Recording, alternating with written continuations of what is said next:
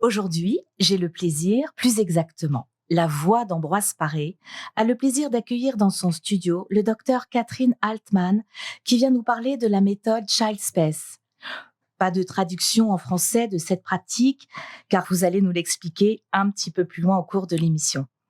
Child Space est exercée, pratiquée, reconnue en tant que telle à travers le monde et elle pointe le bout de son nez en France.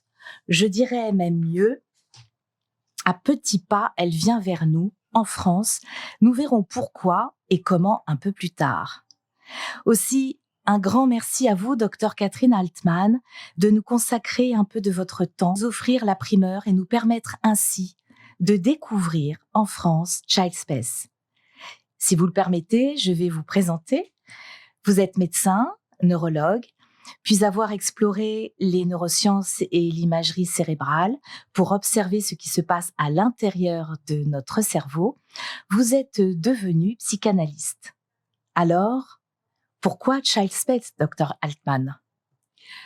Bonjour à vous. Merci à l'équipe de La Voix d'Ambroise Paré, à Bernadette, à Patrick, à vous Muriel de m'accueillir, et bonjour à tous les soignants et à tous ceux qui sont soignés ici à l'hôpital Ambroise Paré, que je suis très émue de retrouver parce qu'il y a très longtemps, j'ai fait mon premier semestre d'internat dans les années 80, début 80, puis mon troisième semestre ici en médecine interne et en hématologie à Ambroise Paré. Donc, les arbres ont poussé, mais la verdure est toujours là et l'hôpital est toujours aussi accueillant. Donc, je suis contente d'être ici. Alors, oui, j'étais neurologue, je suis devenue psychanalyste et puis c'est un métier qui m'a passionnée dans l'approche de l'écoute de l'autre, d'établir une relation de confiance, d'offrir une sécurité de base à chacun pour découvrir ce que chacun invente comme trajectoire dans sa vie. Et puis, j'ai eu envie d'aller à la source, c'est-à-dire au lien mère-bébé. Et assez tardivement, je me suis formée à la méthode Child Space, je vais vous expliquer ce que c'est, pour explorer le développement moteur du bébé et favoriser les interactions du bébé avec ses parents. Et cette fois-ci, plus seulement avec la parole, mais grâce au toucher. Puis en même temps, vous pratiquez depuis maintenant 20 ans, si mes souvenirs sont exacts, la méthode Feldenkrais. Et vous faites à ce jour la focale sur une période très courte et non moins importante, à savoir l'âge de 0 à 2 ans, voire même dès la vie intra-utérine du bébé. Cette recherche d'équilibre se fait là, autour du bébé, et comme le décrit si bien l'application, les 1000 premiers jours du bébé, à savoir dès les 9 mois de grossesse jusqu'aux 2 ans de l'enfant, ces 1000 jours, dit-on, sont primordiaux. Ce parcours, pourrait-on dire, s'inscrit de plein droit dans une approche holistique de la personne, du bébé à l'adulte que nous sommes devenus. Je vous le rappelle que notre invité aujourd'hui est le docteur Catherine Altman. Nous parlerons de la méthode Child Space.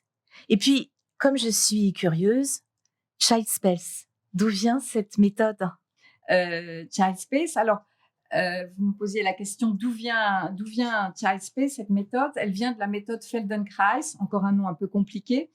Très vite, Moshe Feldenkrais, c'était un homme qui est né en 1904 en Biélorussie, qui est mort en Israël en 1984, qui était physicien, qui a introduit le judo en France. Et puis, il s'est blessé, il a eu un grave traumatisme du genou et les chirurgiens lui ont dit il faut opérer, et lui a dit non. Et il a commencé à étudier l'anatomie, la physiologie et à réfléchir comme il était physicien, à chercher et à se rééduquer. Et c'est intéressant de voir souvent qu'à partir des failles ou des blessures qu'on peut avoir dans sa vie, on découvre quelque chose. Donc, il a mis au point cette méthode qui a à voir avec la gravité, qui se pratique au sol et qui permet de découvrir le mouvement de façon extrêmement lente et savoir comment on initie le mouvement, comment on va faire un mouvement, est-ce qu'il y a différentes voies, différentes variations pour faire le mouvement sans injonction à faire le mouvement.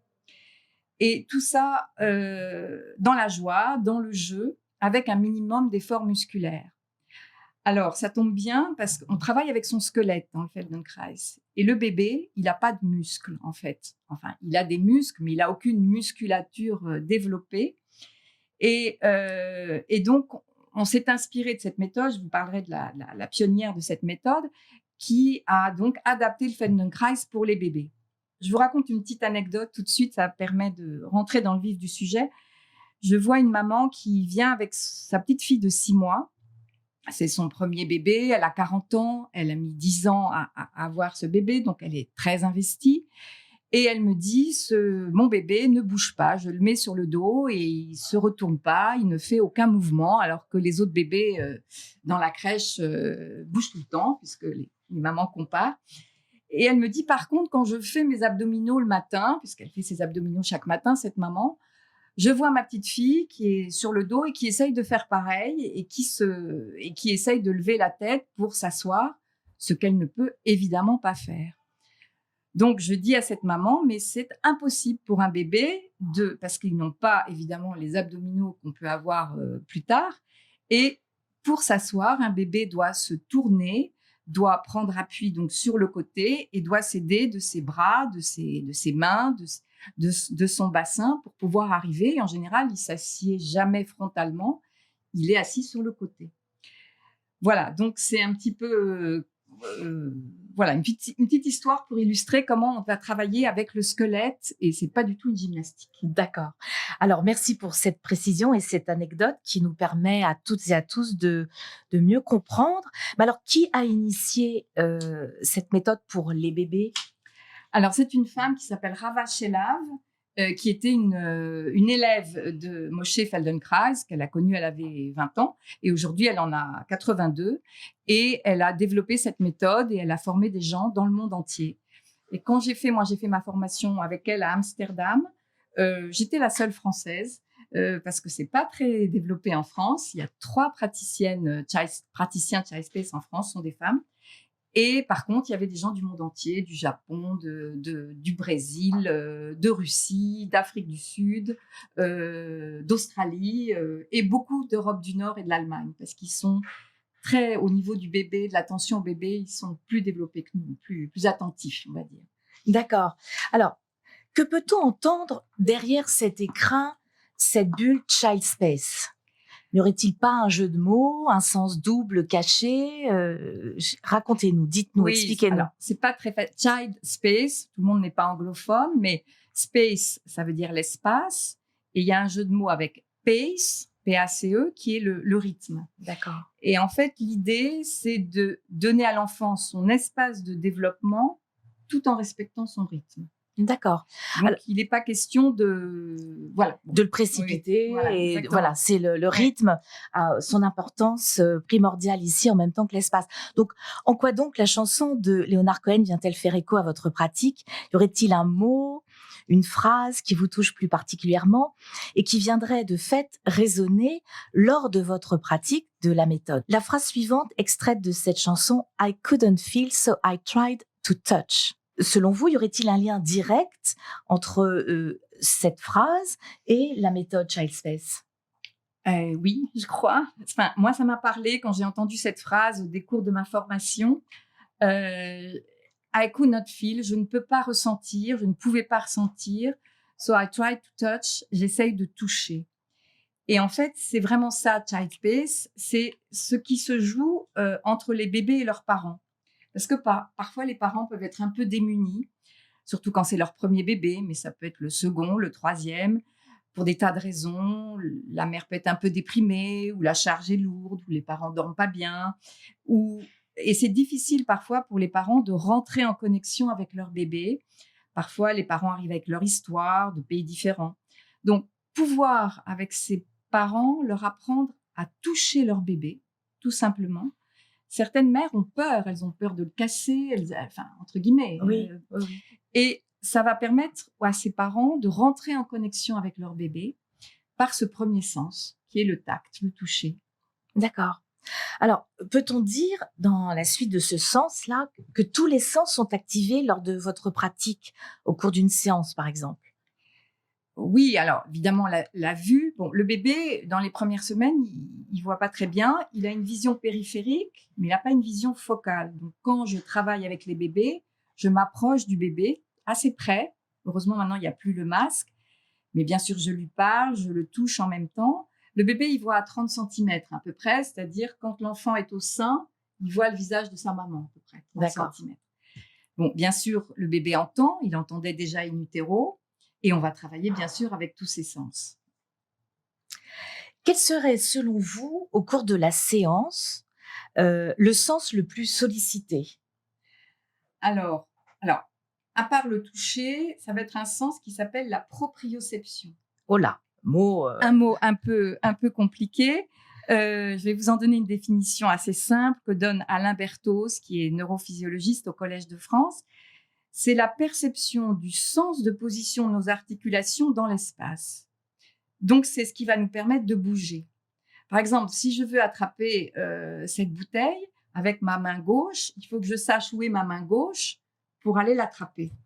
Et par exemple, le bébé, au début, quand il va, plus tard, quand il apprend à manger tout seul, il ne sait pas où est sa bouche. Parfois, ça arrive là. Bon.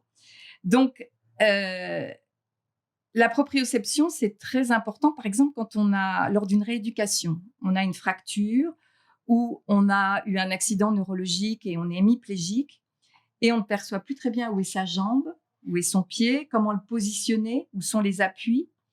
Et on va donc réapprendre, dans la rééducation, c'est ça, les mouvements du bébé. d'accord. Ce que je voulais dire aussi, c'est que dans notre formation, on fait les mêmes mouvements que le bébé. On est tous au sol et on marche à quatre pattes, on se retourne. Enfin, on fait les premiers mouvements qu'on a fait nous-mêmes. Puis après, on voit les bébés arriver et évidemment, ils font ça beaucoup mieux que nous. C'est assez, forcément. Oui, ils sont plus petits Voilà. déjà.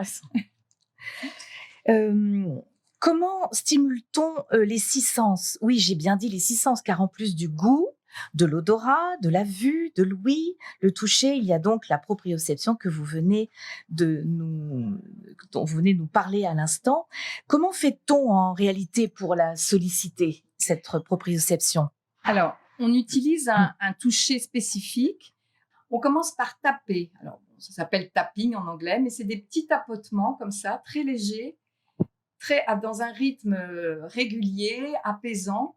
Et tout en tapant la main, on dit au bébé, c'est ta main, c'est ton avant-bras, c'est ton coude. Voilà. Et on va taper tous les membres. Et le bébé, déjà, est assez attentif et ça le calme. Et puis, le deuxième truc qu'on a, ça s'appelle le squeezing. Alors, le squeezing, c'est encore un mot anglais. C'est une pression. Presser avec les deux mains le bras, c'est pas du tout presser le muscle, c'est presser l'os et on relâche. D'accord. Et on va faire comme ça, progressivement, en remontant jusqu'à l'épaule. Et ça nous permet de sentir le tonus musculaire et on régule le tonus. Et déjà après ces premiers gestes tapping, squeezing, l'enfant est beaucoup plus détendu et à même d'apprendre. D'accord. Alors, donc je disais que le child space, c'est respecter le rythme du bébé et c'est respecter son espace et surtout ne pas aller trop vite. C'est-à-dire que le but, c'est pas chaque enfant a son rythme. Il y a des enfants qui vont marcher à 9 mois, d'autres qui vont marcher à 18 mois, et c'est leur rythme. Et pas de comparaison, c'est très important de respecter ça. Ah oui. Alors, je vais vous raconter une séance, puisqu'on n'a pas de vidéo, mais je vais vous raconter une séance. Donc, les parents arrivent souvent inquiets, parce que les parents, c'est inquiet. Ah, mon bébé sait pas faire ci, sait pas faire ça. Bon. En général, j'écoute, il n'y a rien de grave. Et donc, déjà, j'observe le bébé et j'invite les parents à observer leur bébé et à regarder ce qu'il sait faire plutôt que ce qu'il ne sait pas faire. Et puis, au fil de la séance, je vais explorer ce qu'il sait faire et je vais lui proposer d'autres variations. Alors, par exemple, le premier mouvement qu'un bébé essaye de faire, il est donc sur le dos et il va vouloir rouler. C'est le premier mouvement qu'on a tous fait sur le ventre. Et on peut bouger de plein de façons différentes. On peut commencer avec la tête, on peut commencer avec le thorax, les bras, avec le bassin, on peut basculer les jambes. Et donc, moi, je vais voir déjà ce qu'il essaye de faire et je vais lui proposer d'autres façons, et notamment à partir du bassin, puisque c'est ce qui est plus lourd. Tout ça en tapant, sans faire à sa place. Il va rester parfois un moment sur le côté, et puis il va arriver sur le ventre, mais tout seul. Tout seul, ça c'est important. Et là, c'est l'émerveillement du bébé, qui est très fière, mais des parents aussi, voilà. Et c'est ça que je fais partager aux parents, c'est l'inventivité de leur bébé. Donc il y a une vraie joie pour le bébé, les parents et pour moi à voir tout ça. Oui, sa créativité. En fait, les parents apprennent de leur bébé qui les intuite dans leur métier de parent, en réalité. Je vais vous raconter une petite histoire, l'histoire d'Oscar, un petit bébé de 3 mois que je vois sur un lieu de vacances, qui avait 2 frères de 6 et 3 ans. Sa naissance s'était bien passée, la grossesse de sa maman s'était bien passée. Et je remarque que ce petit bébé est tout le temps au bras de sa mère, au sein de sa mère, qui ne le lâche pas. Elle met un petit voile sur le visage de bébé pour pas pour pas qu'il voit la lumière. Et puis elle mange avec lui. Enfin, elle ne le quitte pas. Et à un moment, ce bébé commence à pleurer beaucoup. La maman n'arrive plus à le calmer ni à manger. Donc je propose à la maman de prendre ce bébé. Je connaissais un peu la maman. Et je commence à marcher. Ça, c'est une marche un peu child space, qu'on n'a pas inventé quand même. Où plutôt que de bercer le bébé comme ça pour le calmer, on marche en tapant du pied, en chantant une musique parce que c'est plus simple d'avoir un rythme. Et on a donc des vibrations importantes qui remontent dans notre corps et le bébé étant contre nous, sent ces vibrations. D'accord. Et ça le calme instantanément. Et c'est un peu ce qui s'est passé avec Oscar. Alors, je continue parce que ça va illustrer un petit peu Child Space. Donc, dans la journée, je propose à cette maman une séance avec Oscar.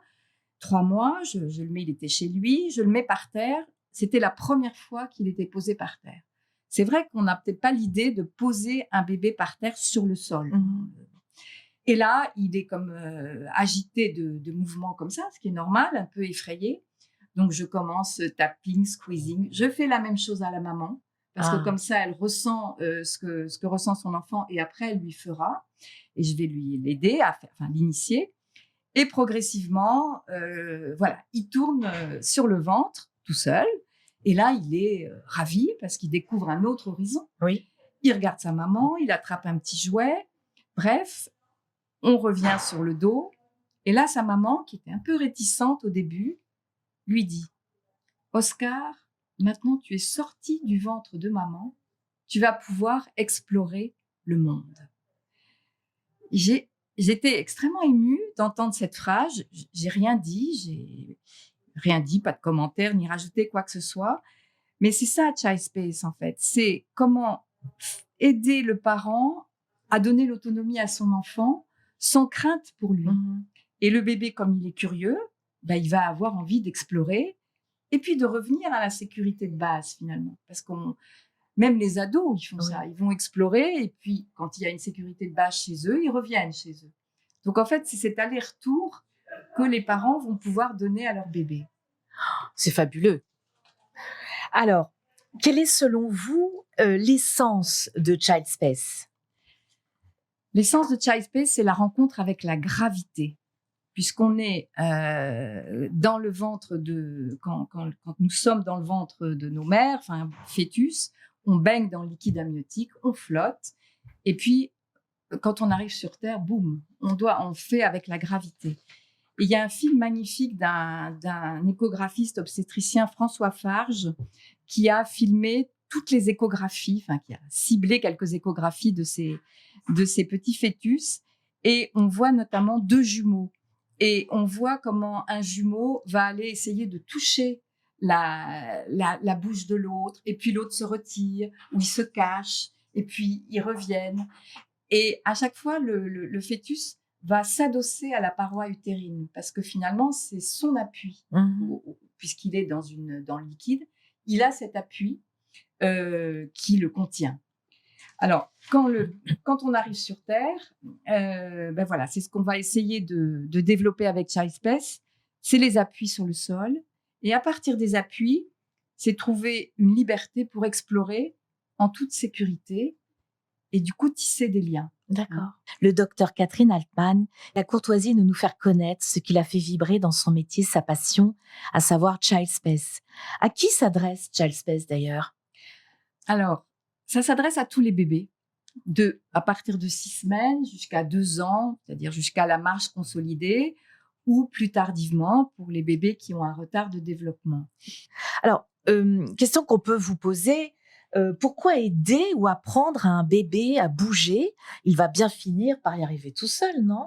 Oui, c'est c'est la question qu'on me pose souvent, mais il va y arriver plus ou moins bien.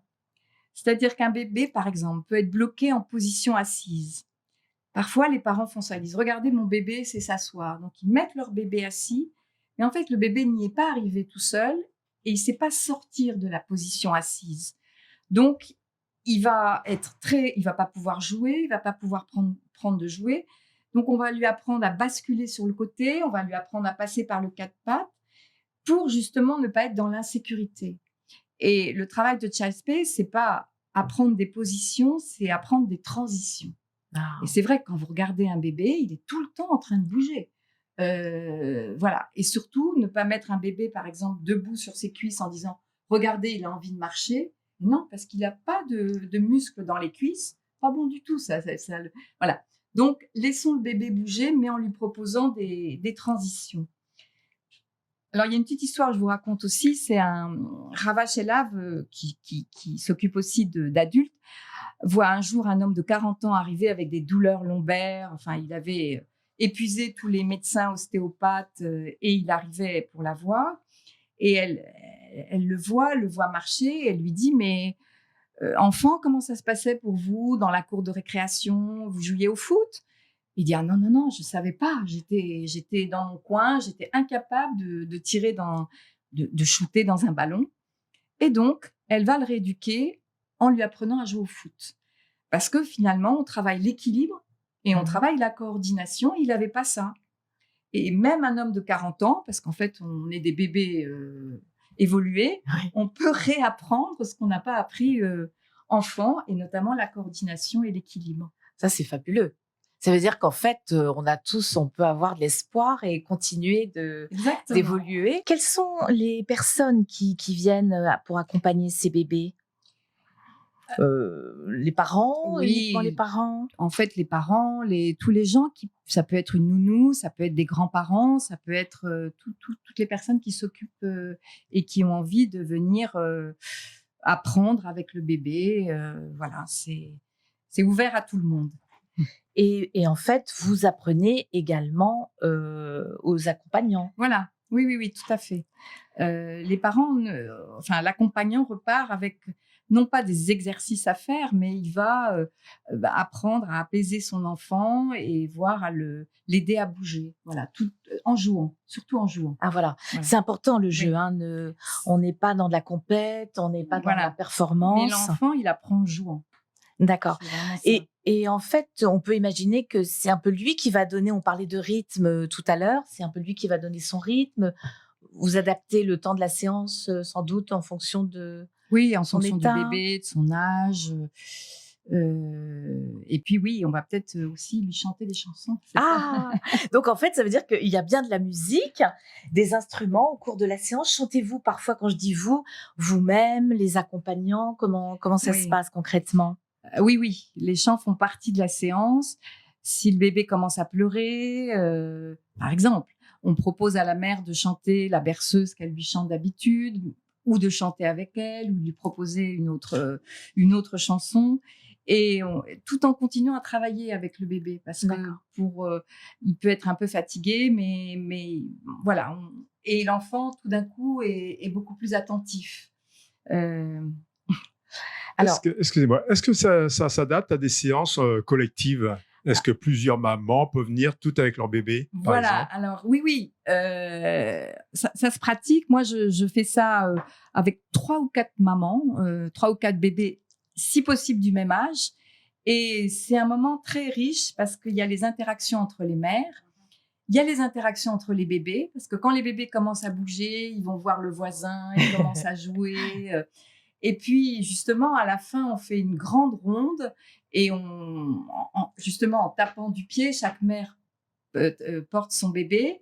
Déjà, chaque mère va travailler avec son bébé, ce qui est intéressant. Et dans cette grande ronde, après, on arrive tous au milieu et les bébés adorent ça parce qu'ils leurs petits pieds vont tous se toucher. Et puis voilà, c'est une séance de jeu, mais il y a du travail quand même. Oui. Voilà, c'est du travail ludique. comment ce bébé reçoit-il la séance? Comment vous avez des retours? Comment ça se passe? Alors déjà, ce qui est étonnant, c'est que le bébé apprend très vite et c'est pas non plus le but de la séance, mais on voit que en une demi-heure, 3/4 d'heure, ce qu'il n'arrivait pas à faire, il va trouver. Ça, c'est et toujours en jouant avec et on n'a pas besoin de 36 jouets, hein. Child Space, on a un petit, je sais pas le mot, un petit rattle en anglais, mais c'est un petit hochet en bois. Petit hochet, oui. C'est en bois parce que voilà, 2-3 trucs qu'il va aller chercher. Alors, et puis quels sont les bénéfices, voilà. J'aime pas ce terme, c'est un peu, comment dirais-je, c'est peut-être pas adapté, mais pour l'enfant, en fait, comment on peut le savoir, concrètement, de suite, est-ce qu'il y a je crois que ce qu'on lui apporte, c'est une plus grande liberté dans le mouvement, dans le plaisir et une plus grande sécurité aussi. Et c'est pour la vie. Alors ça, c'est fabuleux. Là, c'est un investissement. On parlait de bénéfices. Alors, retour sur investissement direct, puisque c'est pour la vie.